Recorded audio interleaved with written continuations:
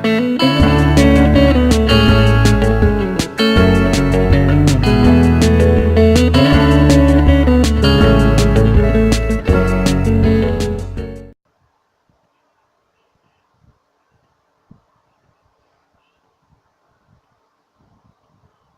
guys, welcome back to playing Red Carpet Diaries Book 2, Chapter 15. You finished filming in LA now. It's time for the wrap-up party with all your friends. If Steph and Tase's issues don't get away.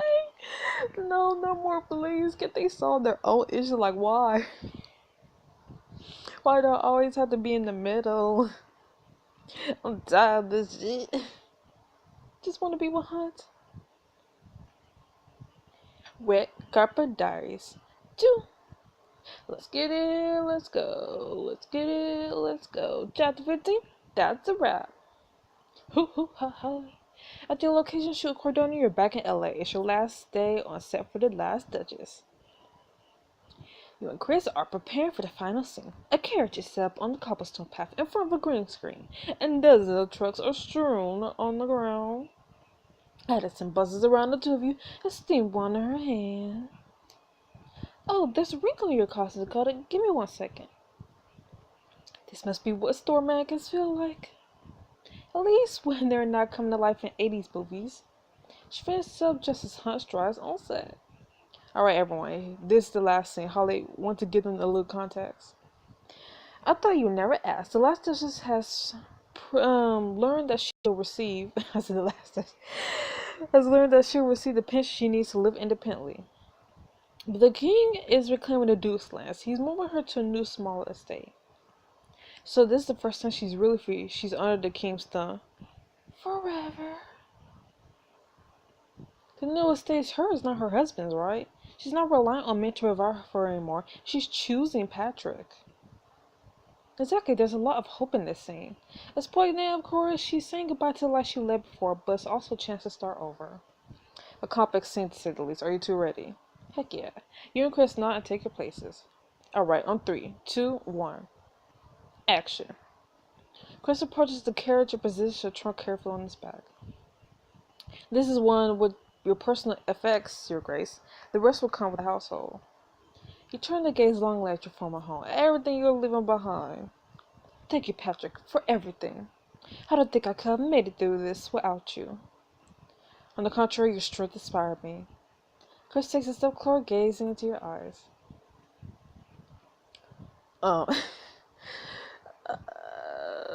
Take his hand? He reaches down for Chris's hand. He gazes at his hand and yours, obviously stunned, and swallows. Someone could see.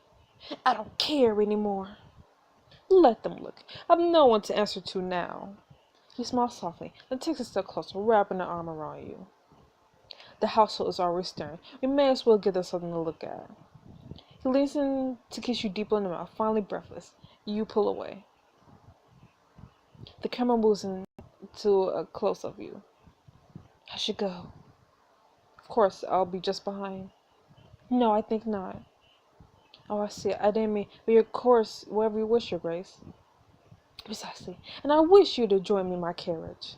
The road is long. I shall need a friend to help me while away the hours. Are you sure? I've never been so certain of anything in my life. Come now, we can't delay further. We have a new life to begin. As you wish, ma'am. It's Francis. I'd like for you to call me Francis. He smiles again, and this time he looks bold, confident. He sweeps an arm around your back, pulling you close. Two of you kiss passionately, bodies pressed closer together. When you pull apart, you're both smiling, gazing adoringly into one another's eyes. The camera pulls back as Chris hands you into the carriage. Then he follows you inside, closing the door tightly behind him. And cut. The cast and crew lean forward, everyone waiting with bated breath to hear Hunt's verdict. It was surprisingly proficient. Dakota, you captured the mix of wistfulness and assignment that the scene called for. And Chris, the romantic pair of words. I'll say that's a wrap. Woo! The tire set breaks out in tears. Addison rushes over to you, grinning. Congratulations, Dakota, you did it. It was definitely a team effort. Good point. We did it. Now how are we celebrating? Take the longest nap ever, right? We need it. Man, let's hit the town. We worked our butts off for this. We deserve the night of our lives. I love the way you think. Hunt stops near you and Addison. Saving energy would be wise. We'll be hosting a rap party for the cast and crew in a few days. Please feel free to invite your friends. I would rather not. But don't we need to keep the movie under wraps?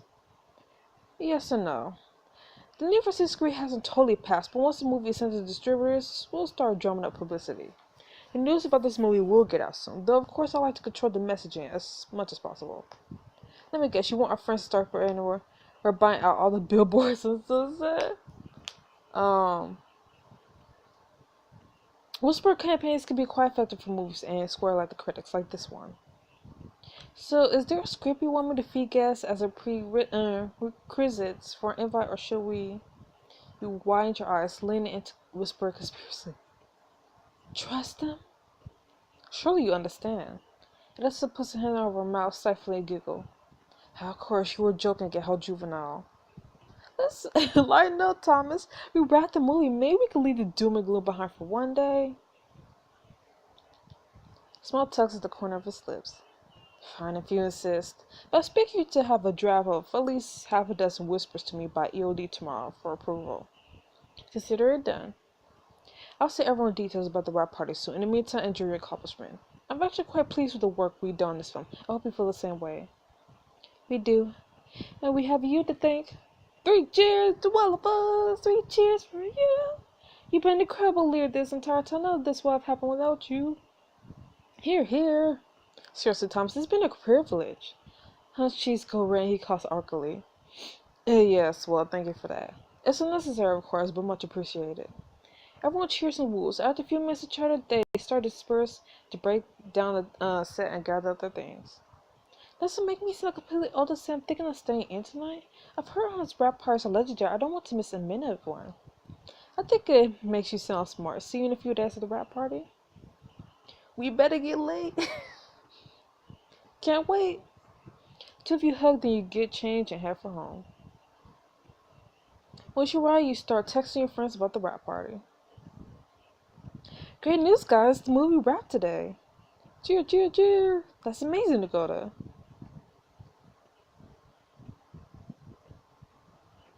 Oh, I didn't know. Thank God, now that I'm back in LA, I need you to be less busy. We're throwing a rap party at the end of the week. Can you all make it? For sure. I always make time with what else is carrying. You know, I'll be there with bells on. No little bells, though. It's your day. The attention should be on you, not some weird belt outfit. Thanks, Chaz. Start off the screen, wait for set of Tage's answers, but nothing comes through. That's weird. Almost there, you get a private text from Seth. Wasn't it? I want to be there. If Tage is there, I'm worried it'll be too much drama. You just come out, should probably blow out. Or bow out. You barely have time to process that when the text from Tage comes through. Is Seth coming? Because I want to celebrate you. I'm afraid things will be too tense if we're both there. Oh my goodness. Are we going to have to pick? Oh man, I can't have either of them miss out on the part. I need to help them sort this out somehow. If I'm going to do that, I need to know what's really going on between them. You flip through your phone till you find a number. Josh! Why, if it's in Dakota, to what do I owe the pleasure? Real worker, I'm really gunning for calling to start planning the sequel to the Vegas trip, Ben Macau? Gotta top the last one somehow, right? I just assume you'd be performing a burlesque dance for all of us. Just as soon as I sort out whatever's going on between Seth and Tasia, that is. Is it worse than before? That's a hell yes. Everyone's walking on eggshells around both of them. It's like they can't even look at each other. We gotta do something, otherwise the movie's gonna completely implode. What do you think is the biggest problem on set? Easy. No one's working together. They're working against each other.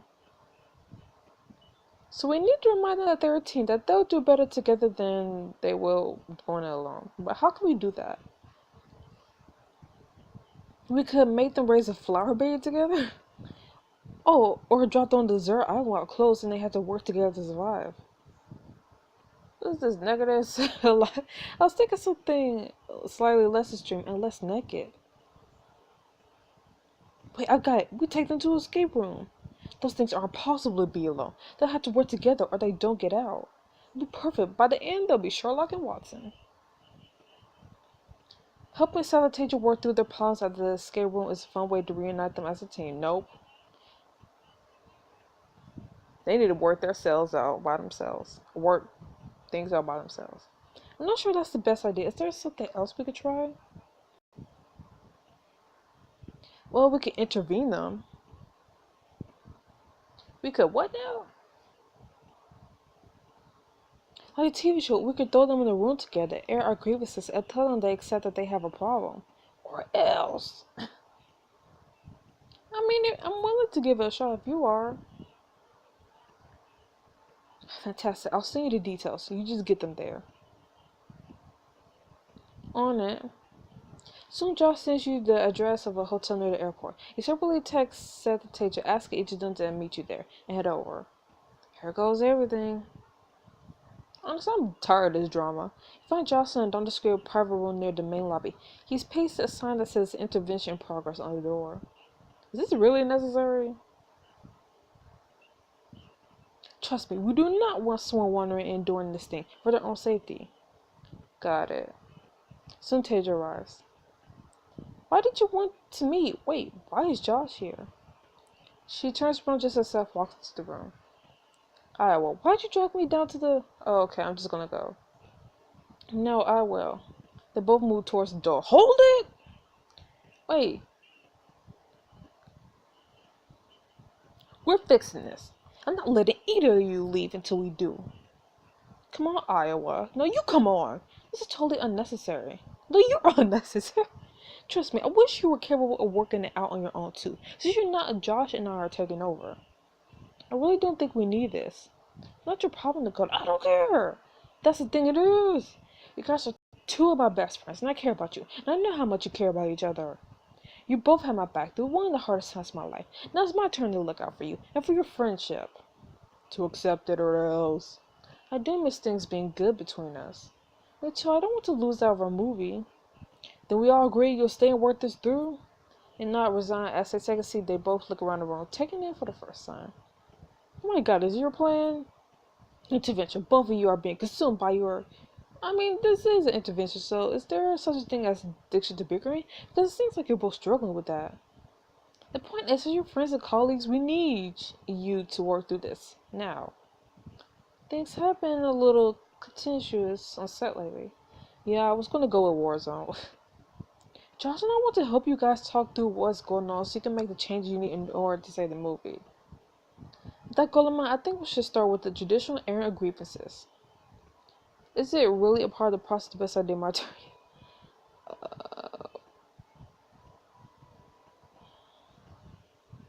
Yes, if you celebrate festivals. But I also think everyone just needs a safe space to get their gripes out their chest. Josh steeples his fingers, tilting them towards Taja with the solemn stare. Taja, why don't you start? How has Seth's bickering problem hurt you? And remember, guys, this is a chance to be honest. Just listen to what the other person is saying, okay? They both nod. Taja clears her throat. I mean, I guess it makes me feel seriously undermined. I'm the director of the movie. My word is supposed to mean something, but you're disagreeing with practically every decision I make. So, do you want to respond to that? Definitely. You said your word is supposed to mean something. You realize these are my words for filming. It's like you don't care what I think at all, and that hurts. Okay, my turn. I'm also hurt. Literally, both of you give me a lot of anxiety-inducing digestion. So in a way, my co-star Lucy's the real victim here. Everyone lets an exhausted laugh. I'll talk with both of you guys about this, and one thing's pretty obvious to me. You both care about your have followed through problems.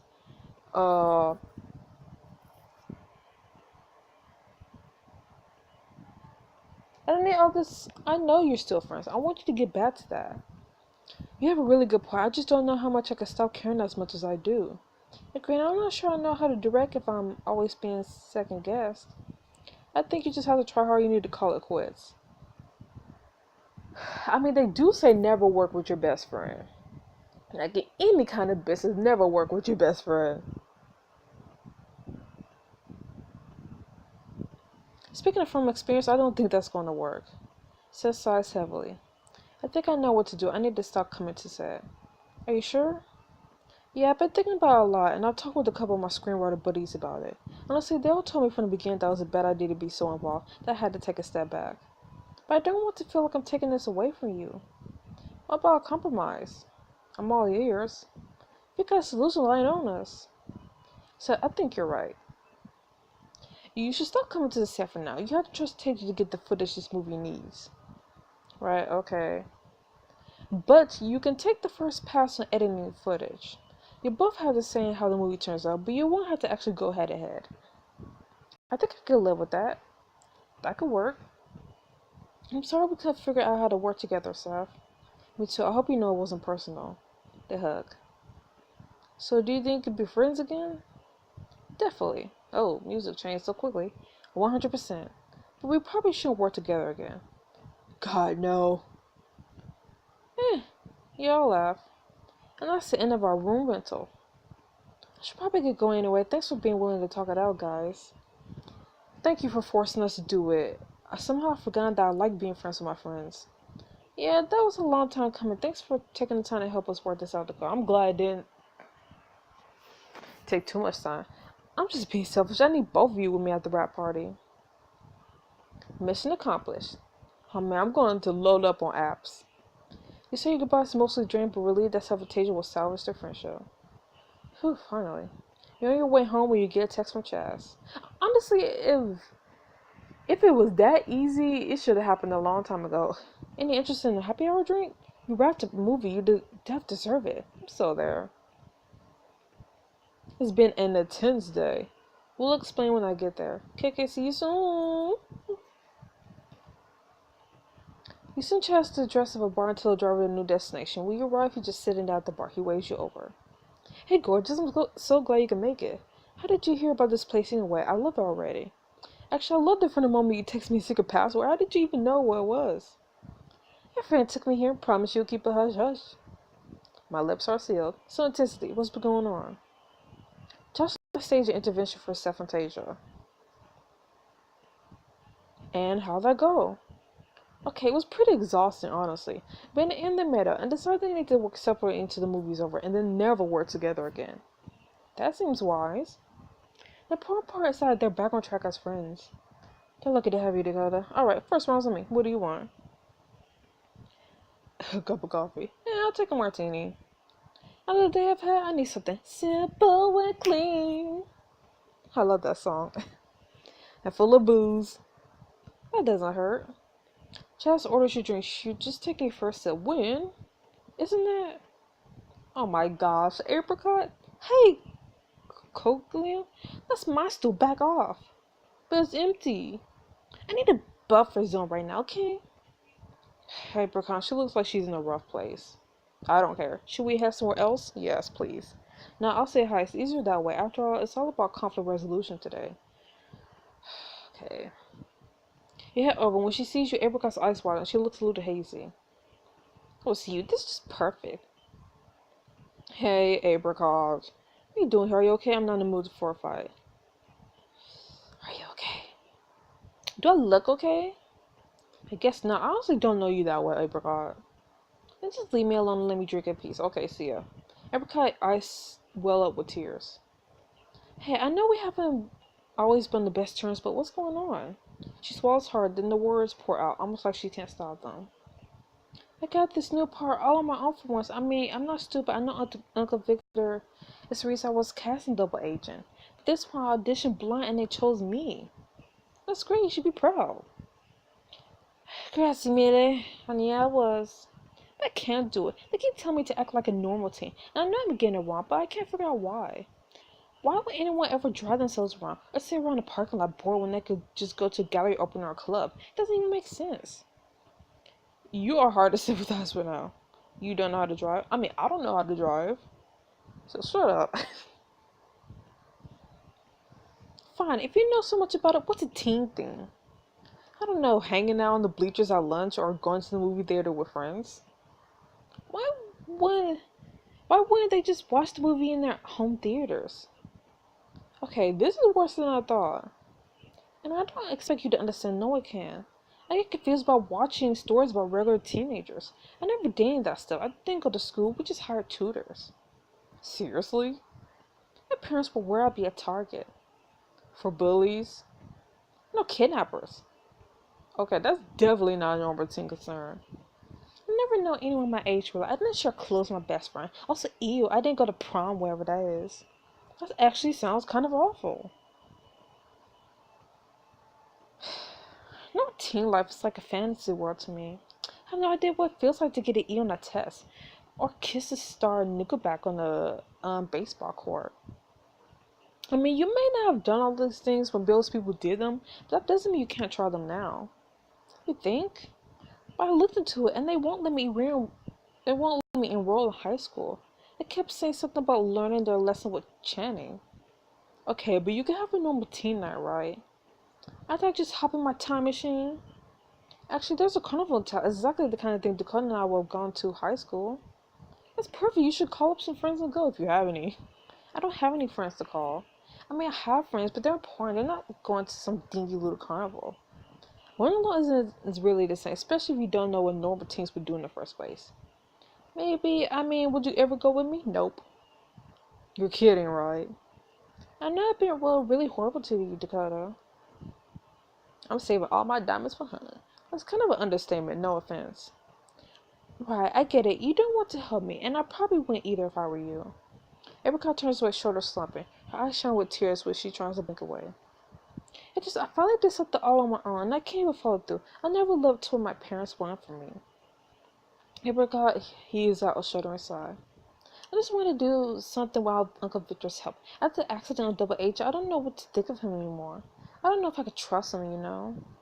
Oh, I know. Chess looks from you to Apricot's teary face.